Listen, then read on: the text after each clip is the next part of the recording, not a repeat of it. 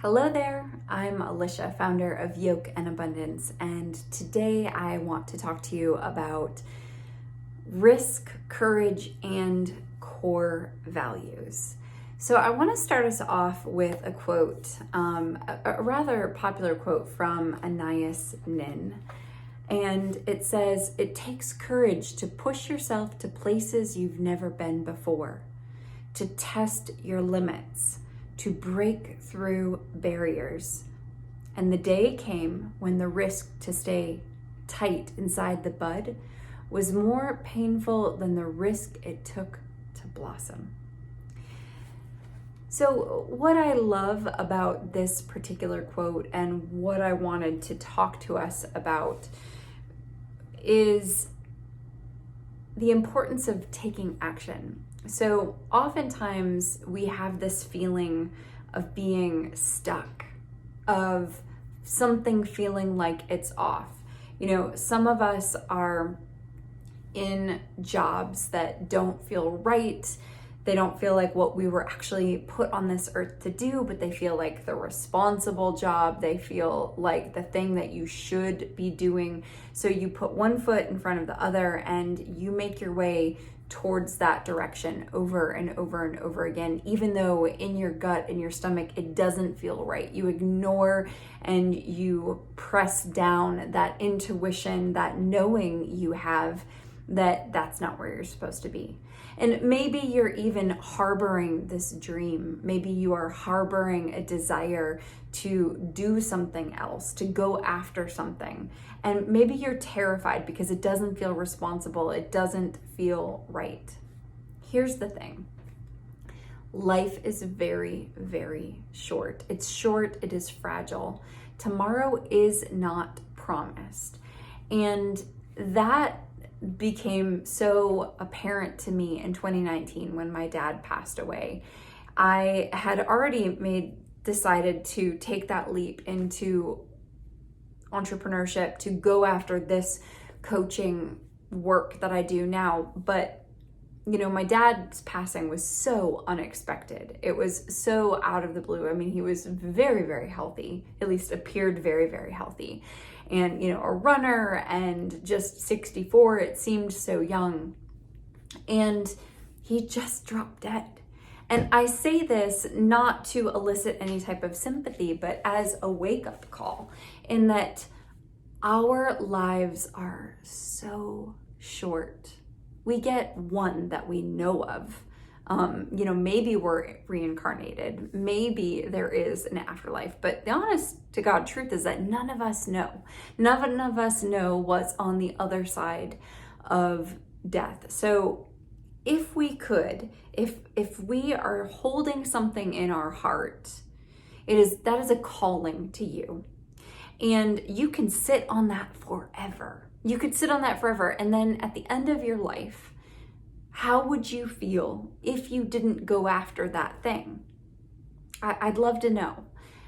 Think about it now. If there's something in your heart or if there's something you're discontented with, how would you feel? Like, let's say you were to die tomorrow. What would you be really upset with yourself for not having done? Would you be upset that you didn't ask the person out, that you didn't take the risk? And that risk could be something as simple as painting the room a different color. It could be as simple as trying a new technique in your art. It could be going after a business. It could be having the hard conversation, asking for an apology, giving an apology, whatever it is. So I'm curious about what mindset are you holding on to? One of the most important things that I do with my clients when we are doing work together, like the number one exercise that I think everyone in the whole world could benefit from, is identifying your personal core values. What do you value above all else? What are the pillars that you want to build your life around, that you are willing to make sacrifices for and toward? So for me, sovereignty is a really big one. creativity, personal growth.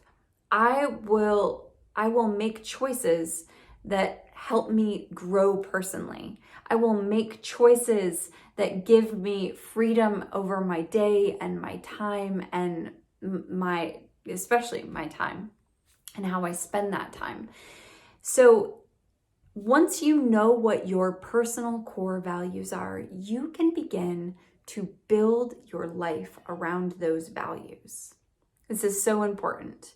And when you build your life around those values, you don't have to live in regret, because you know that you have started taking steps to get you to where you most want to go and where you most want to be.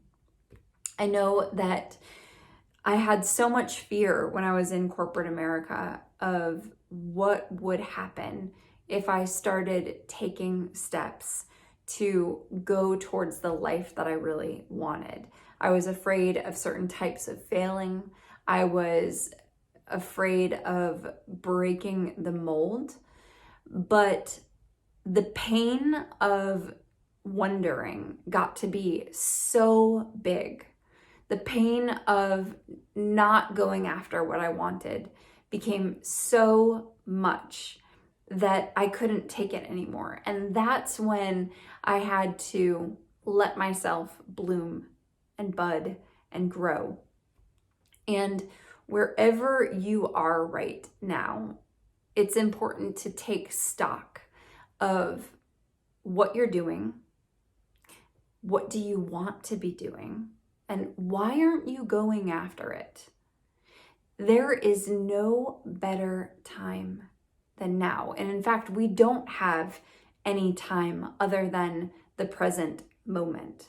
So what will you regret if you don't start going after it? Life is short.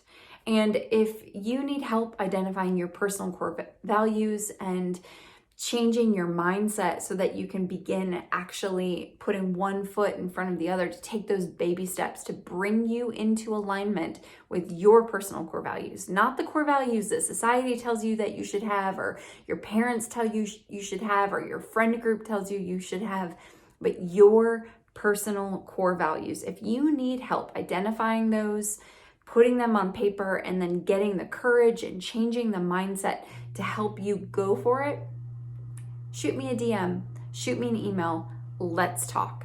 We can do one-on-one coaching or group coaching, but regardless of whether or not we do that together, my greatest wish for you is that you will identify what it is that you most want and muster the courage to start going after it.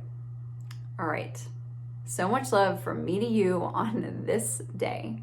Have a wonderful rest of your day.